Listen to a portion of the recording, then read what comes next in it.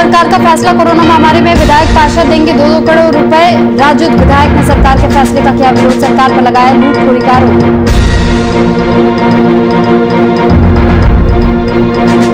बिहार सरकार ने private ambulance का किराया किया निर्धारित, एम्बुलेंस चालक कर रहे थे मनमानी वसूली, जिसके चलते सरकार ने लिया फैसला।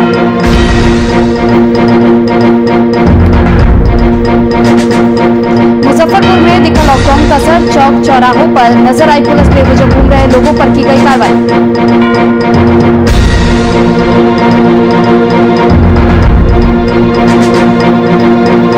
मुंगेर में जिला अस्पताल की लापरवाही आई सामने, कंधे पर ऑक्सीजन सिलेंडर ले घूमते नजर आए मरीज के परिजन, किसी भी स्वास्थ्यकर्मी ने नहीं ली कोई सुध।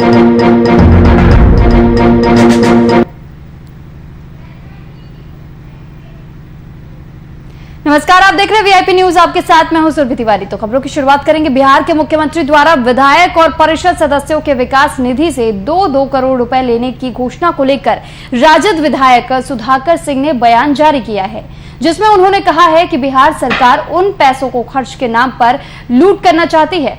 साथ ही उन्होंने बताया कि राजद के विधायक आदेश से पहले ही अपने जनता की मदद के लिए पैसे खर्च कर रहे हैं। साथ ही उन्होंने सरकार पर तंज कसते हुए कहा कि आदेश निकालकर जनता के नाम पर लूट करने का काम करने का मन बनाया गया है।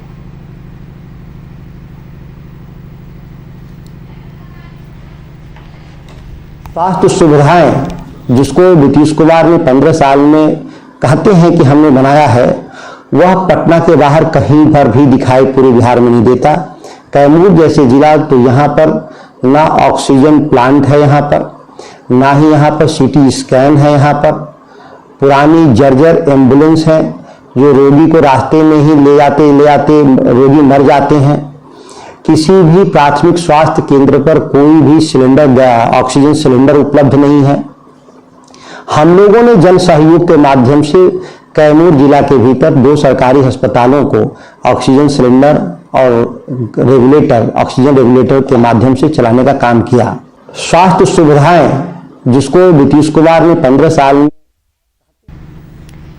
तो बिहार के मुख्यमंत्री द्वारा विधायक और परिषद सदस्यों के विकास निधि से 2-2 करोड़ रुपए देने की घोषणा तो की गई, लेकिन अब विरोधाभास भी देखने को मिल रहा है, क्योंकि राजद विधायक सुधाकर सिंह ने एक बयान इस बीच ही जारी कर दिया। और वो बयान अभी आपने सुना कि किस तरीके से उन्होंने ये कहा है कि बिहार सरकार उन पैसों को खर्च के नाम पर लूट करना चाहती है। अब इस लूटखोरी से वो क्या कहना चाहते हैं, किस ओर इशारा है, ये तो समझने वालों पर ही निर्भर करता है। क्योंकि जब ये कोशिशें की जा रही है कि लोगों तक कैसे मदद पहुंचाई जाए, तो वहां दूसरी तरफ अगर हम देखते हैं तो राजद विधायक की तरफ से अगर इस तरीके के बयान सामने आते हैं कि लूटखोरी का खेल खेला जा रहा है और जानबूझ करके लोगों को भरमाने की कोशिश की जा रही है, तो अब देखना यह होगा कि इस बयान के बाद से क्या कोई तलख टिप्पणी दोबारा अब आरजेडी के बाद जेडीयू की तरफ से भी आती है, या फिर यह मामला यहीं थम जाएगा।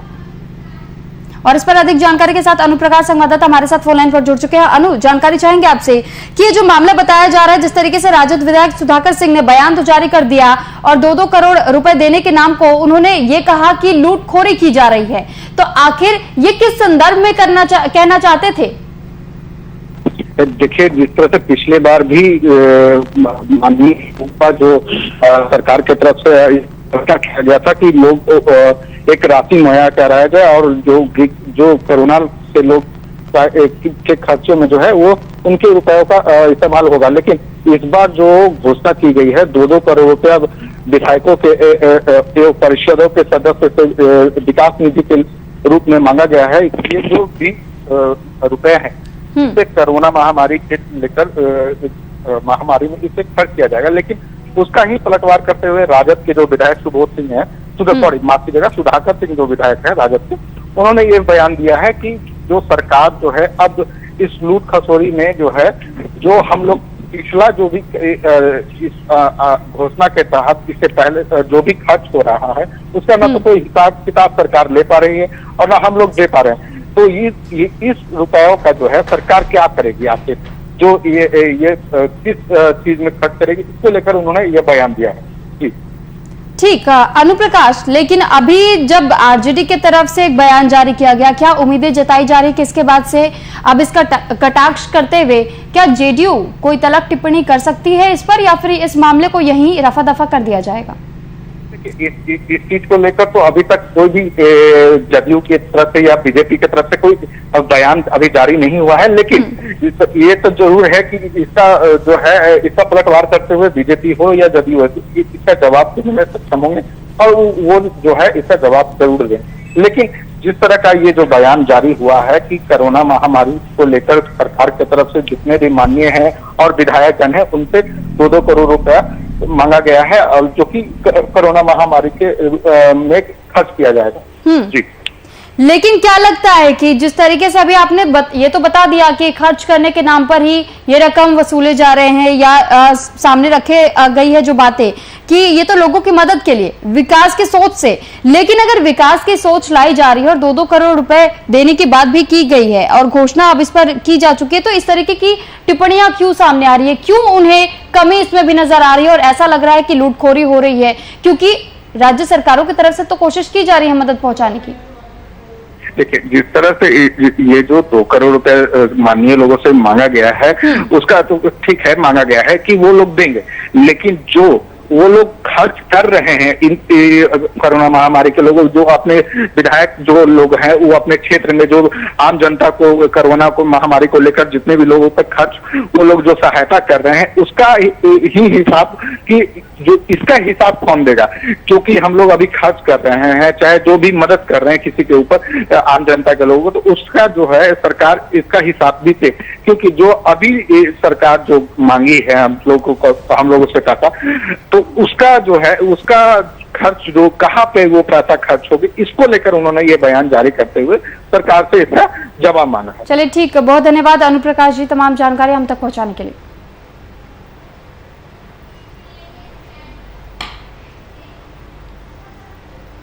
और वहीं दूसरी तरफ आरजेडी के सुप्रीमो लालू प्रसाद यादव 9 मई को 2 बजे वर्चुअल मीटिंग करेंगे। मीटिंग के ऐलान के साथ ही बिहार की सियासत में राजनीति अब शुरू हो गई है। आरजेडी सुप्रीमो लालू प्रसाद यादव पर सीधा आरोप लगाते हुए बिहार के पूर्व मुख्यमंत्री जीतन राम मांझी ने ट्वीट करते हुए कहा कि कितना भी वर्चुअल मीटिंग कर लीजिए, अब सबको पता लग गया है कि बुरे वक्त में आप अपनों का साथ छोड़ देते हैं।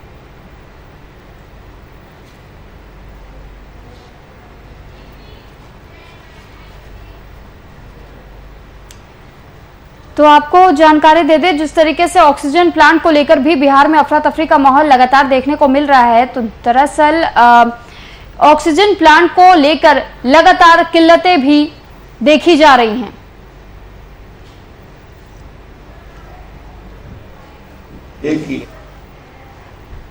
तो कोरोना की दूसरी लहर में मेडिकल ऑक्सीजन की कमी के अभाव में कई मरीजों की जानें अब तक जा चुकी है और जा भी रही हैं। और ऐसे में ऑक्सीजन की कमी से निजात पाने के लिए झारखंड सरकार जिला स्तर पर कार्य करने जा रही है। सूबे के वित्त मंत्री रामेश्वर उरांव ने सभी जिला मुख्यालयों में मेडिकल ऑक्सीजन प्लांट लगाने की बात कही है। इसके लिए तमाम प्रयास शुरू कर दिए गए हैं और यही वो कारण है कि जहां दूसरी तरफ बिहार में भी ऐसी कमियां देखी जा रही है, तो वहीं अगर रांची की हम बात करते तो रांची में भी प्रयासरत है राज्य सरकार। हेमंत सोरेन लगातार कोशिशें कर रहे हैं कि उनकी तरफ से जनता को किसी तरीके की कठिनाइयों का सामना ना करना पड़े और अगर कोई मुसीबत में है तो उन तक किसी भी हद तक जाकर के मदद पहुंचाई जाए। उन्होंने कहा कि ऑक्सीजन का आप जब भी मांग कीजिएगा हम राज्य से दिलाएंगे।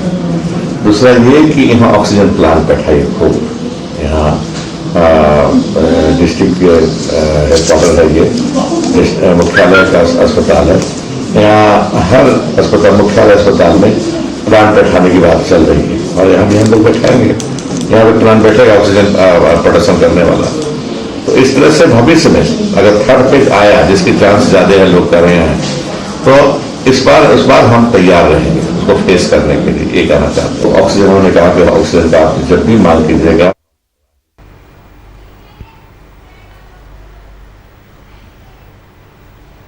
और वहीं झारखंड में बढ़ रहे कोरोना संक्रमण के मामले को देखते हुए स्वास्थ्य सुरक्षा सप्ताह की समय सीमा अब 13 मई की सुबह 6 बजे तक के लिए बढ़ा दी गई है। बीते दिन मुख्यमंत्री हेमंत सोरेन की अध्यक्षता में हुई आपदा प्रबंधन की बैठक में यह निर्णय लिया गया। इस निर्णय के बाद राजधानी रांची की क्या कुछ स्थिति है, इसका जायजा लिया हमारे संवाददाता शुभम कुमार ने। लगातार हेमंत सरकार के द्वारा किया जा रहा है और जिस तरीका से झारखंड में जो बढ़ता ग्राफ है कोरोना का, उससे सभी लोग भयभीत है। राज्य की जनता से लेकर राज्य सरकार के तमाम पदाधिकारी खुद मुख्यमंत्री हेमंत सोरेन लगातार कोरोना पर मंथन करते हुए नजर आ रहे हैं। इसी कड़ी में झारखंड में स्वास्थ्य सुरक्षा सप्ताह लगाया गया था और बार बार स्वास्थ्य सुरक्षा सप्ताह की अवधि को बढ़ाया जा रहा है। उसी कड़ी में आज 6 मई है और 6 मई से लेकर 13 मई की सुबह 6 बजे तक झारखंड में स्वास्थ्य सुरक्षा सप्ताह एक बार फिर से लगा दिया गया है और ऐसा लगता है कि इस बार का जो स्वास्थ्य सुरक्षा सप्ताह है वो कहीं ना कहीं कारगर जरूर साबित होगा और बढ़ते हुए संक्रमण के आंकड़े को रोकने के लिए स्वास्थ्य सप्ताह सुरक्षा झारखंड में लगाया गया।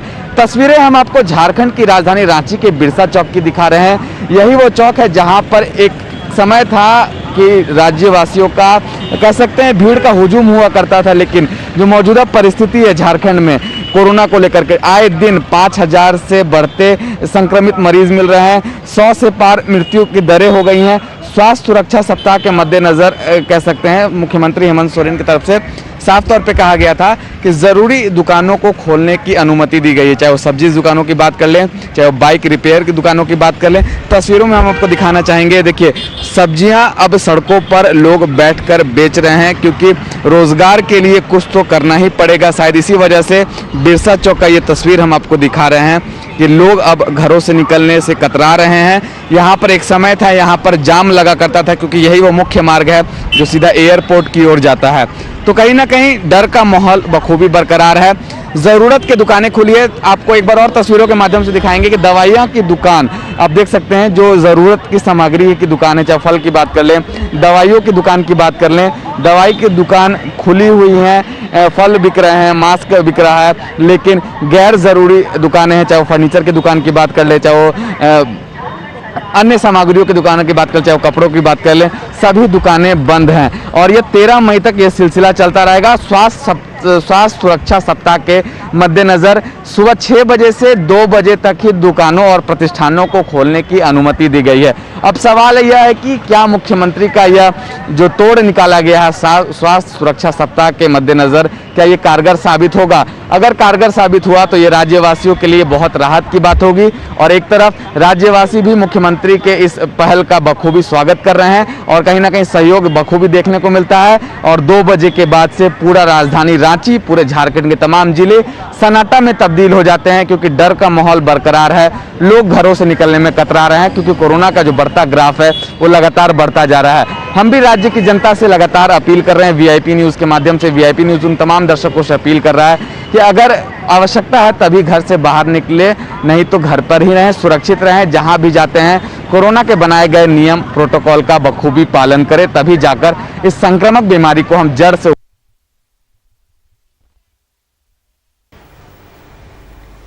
तो कोरोना महामारी को लेकर बिहार सरकार के जन उपयोगी कदमों की बिहार प्रदेश भाजपा मुरीद हो गई है। नीतीश सरकार की प्रशंसा में जमकर कसीदे गढ़ते हुए प्रदेश भाजपा प्रवक्ता डॉक्टर राम सागर सिंह ने नीतीश सरकार को आम जनता के लिए दवा, हवा और पेट की पुख्ता प्रबंध के साथ तैयार बताया है। भाजपा प्रवक्ता के अनुसार जब बिहार में कोरोना का कहर टूट पड़ा है तो सियासी पार्टियों से भी इस जंग में सार्थक सहयोग की अपेक्षा है।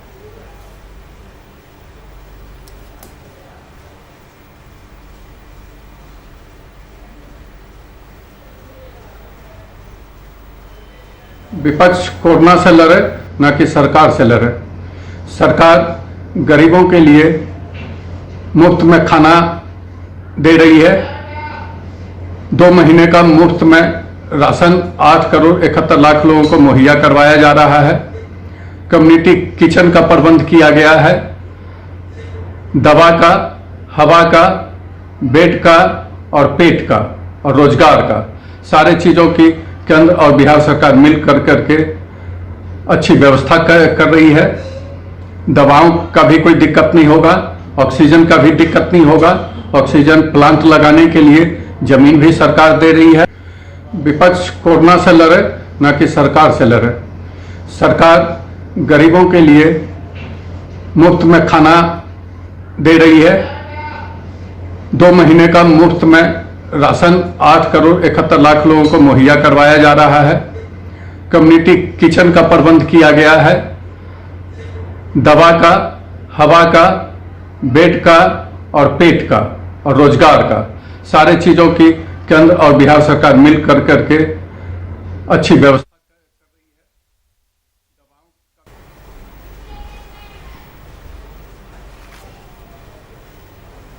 और वहीं दूसरी ओर मुजफ्फरपुर में लॉकडाउन के दूसरे दिन भी हर चौक चौराहे पर प्रशासन की मुस्तैदी देखने को मिली। पुलिस जवानों के साथ साथ अधिकारी भी सड़कों पर उतरे और लॉकडाउन का सख्ती से पालन कराते नजर आए। इस दौरान अनावश्यक घूम रहे लोगों को पुलिस ने उठक बैठक कराया और डंडे से पिटाई भी की। नगर डीएसपी के नेतृत्व में क्यूआरटी जवान सहित कई थानों की पुलिस शहर के विभिन्न इलाकों में घूम घूम कर नियम को सख्ती से पालन कराया गया।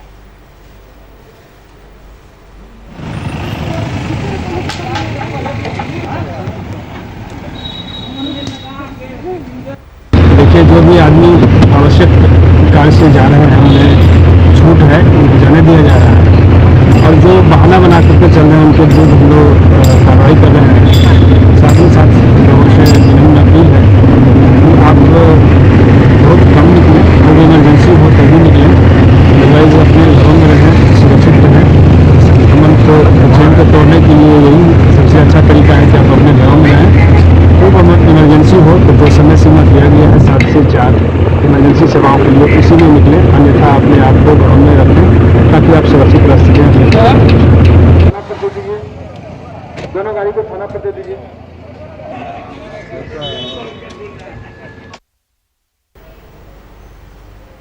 बढ़ते संक्रमण के मामले को देखते हुए सभी राज्य अब लॉकडाउन की दिशा में पहल कर चुके हैं। बिहार, उड़ीसा, केरल सभी राज्यों में संपूर्ण लॉकडाउन का ऐलान कर दिया गया है। लेकिन झारखंड के मुख्यमंत्री हेमंत सोरेन अपने प्रवासी मजदूरों को वापस लौटने का इंतजार कर रहे हैं। शायद इसलिए झारखंड में अभी तक संपूर्ण लॉकडाउन नहीं लगाया गया है और ट्रेन, बस, अन्य माध्यम से प्रवासी मजदूर अपने राज्य झारखंड लौट रहे हैं। प्रवासी मजदूरों के लौटने से क्या कुछ परिस्थिति है हटिया रेलवे स्टेशन की, और इसका जायजा लिया है हमारे संवाददाता शुभम कुमार ने। संक्रमण को देखते हुए सभी राज्य लॉकडाउन की ओर बढ़ चुकी हैं। चाहे वो बिहार की बात करें, चाहे वो उड़ीसा की बात करें, चाहे वो पश्चिम बंगाल की बात करें, चाहे झारखंड की बात करें। झारखंड में फिलहाल लॉकडाउन नहीं लगाया गया है। झारखंड में लागू है स्वास्थ्य सुरक्षा सप्ताह, जिसके अंतर्गत सुबह 6 बजे से लेकर 2 बजे तक सभी प्रतिष्ठानों को बंद करने का निर्देश है। आवागमन इस पर बाधित उतना ढंग से नहीं हो पाया है, लेकिन जो मौजूदा तस्वीर है झारखंड में कोरोना को लेकर के और तमाम राज्यों की अगर बात करें तो प्रवासी मजदूरों का इसी बीच आना जाना शुरू हो जाता है। 2020 का दौर आप सभी को याद होगा, आज 2021 में भी वही दृश्य देखने को मिल रहा है। प्रवासी मजदूर अपने अपने जगह से अपने अपने घर को लौटने पर तत्पर हैं, क्योंकि वहां पर उन्हें रोजगार नहीं मिल रहा। लॉकडाउन के चलते सारा कुछ बंद हो चुका है। झारखंड की राजधानी रांची की हटिया स्टेशन के बाहर इस वक्त मौजूद है हम। यही वो स्टेशन है जहां पर तमाम प्रवासी मजदूरों की खेप ट्रेनों के माध्यम से कई बार आ चुकी है और उनका यहीं पर कोरोना जांच भी किया जाता है।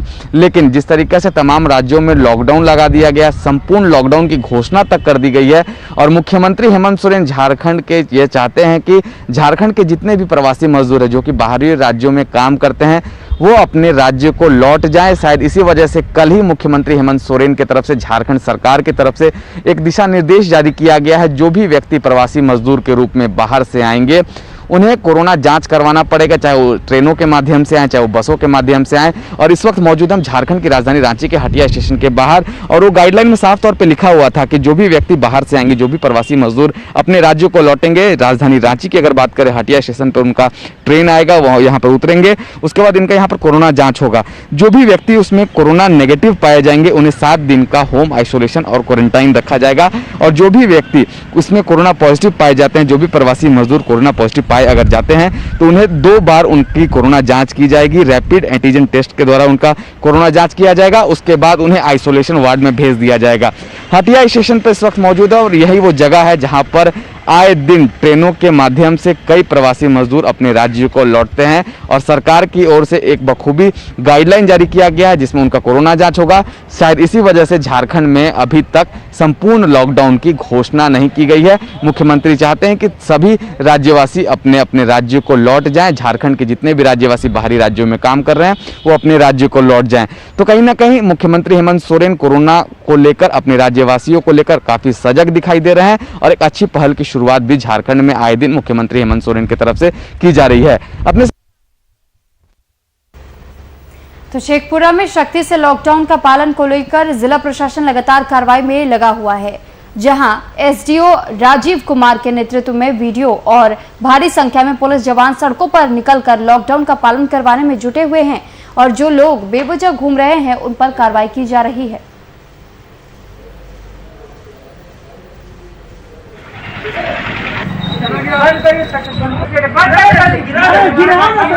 आवश्यक सेवा के अलावा कोई भी दुकान नहीं खुला रहेगा और 11 बजे से अगले दिन सुबह 7 बजे तक कंप्लीट लॉकडाउन रहेगा, जिसमें सिर्फ दवा दुकान खुली रहेगी। उसके अलावा कोई भी दुकानें सर, इस बिचली गली में करीब करीब दुकानें खुली रहती है। अधिकतर प्रशासन के आने जाने के बाद जो है लगातार दुकानें खोल ली जाती है और मार्केट में उधर आगे 10 खड़ा समस्या प्रशासन हर कदम पे खड़ा रह के बंद नहीं करा सकता है। लोगों का सहभागिता चाहिए, लोगों का साथ चाहिए। पत्रकार महोदय आप लोग हैं, आप लोग का भी साथ चाहिए।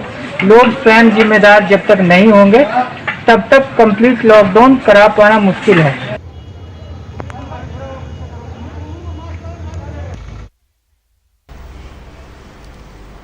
और दूसरी तरफ मधुबनी जिले में लगातार कोरोना संक्रमितों की संख्या बढ़ने से प्रशासनिक अधिकारी पूरी तरह सतर्क है। लॉकडाउन के दूसरे दिन भी 11 बजे के बाद झंझारपुर एसडीओ शैलेश कुमार चौधरी और एसडीपीओ आशीष आनंद समेत कई पुलिस अधिकारियों ने शहर का जायजा लिया और साथ ही बेवजह घूमने वाले लोगों को सख्त हिदायत भी दी।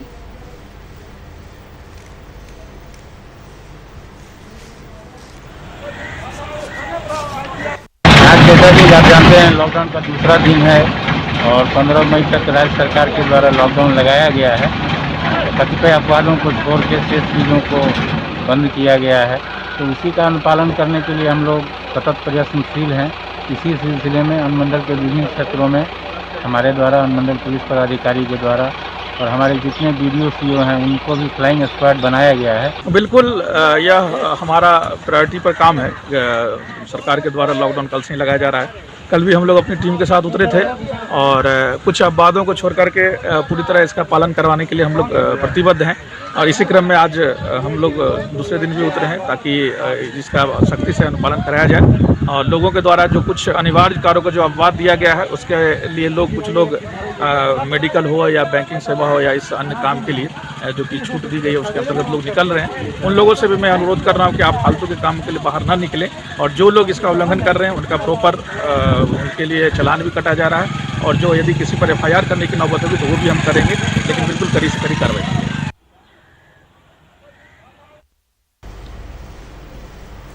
तो रांची नगर निगम द्वारा शहर की छोटी बड़ी नालियों की सफाई को लेकर एक सप्ताह का विशेष सफाई अभियान शुरू किया गया है। वहीं नगर निगम स्वास्थ्य पदाधिकारी किरण देवी ने बताया कि शहर के सभी छोटे बड़े नालियों की सफाई इस अभियान के तहत की जाएगी, जिससे कि बारिश के समय में जल जमाव की स्थिति से शहर को निजात दिलाया जा सके। साथ ही उन जगहों को भी चिन्हित किया जाएगा जहां पर किसी तरीके का इंक्रोचमेंट किया गया है। वहीं उपनगर आयुक्त अश्विनी कुमार ने कहा कि कोरोना को देखते हुए नगर निगम ने एक सप्ताह का विशेष सफाई अभियान की शुरुआत आज की है, जिसके तहत शहर के हर उस जगह सफाई की जाएगी जहां पर किसी कारणवश सफाई नहीं हो पाई है।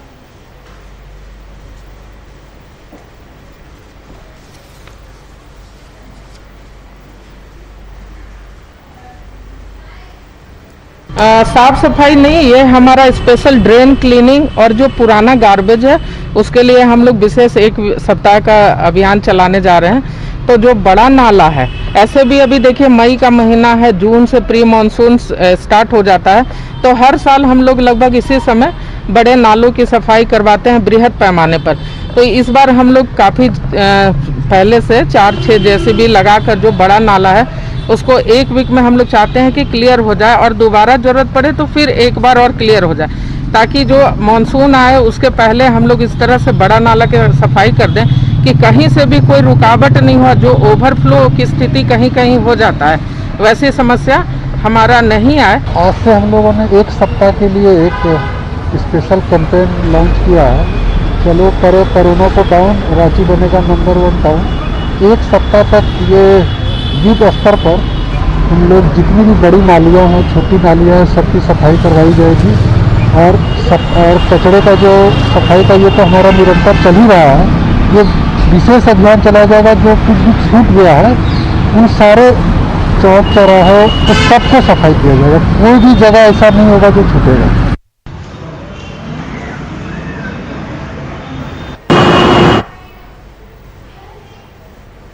फिलहाल इस बुलेटिन में इतना ही। आप बने रहिए VIP न्यूज के साथ। नमस्कार।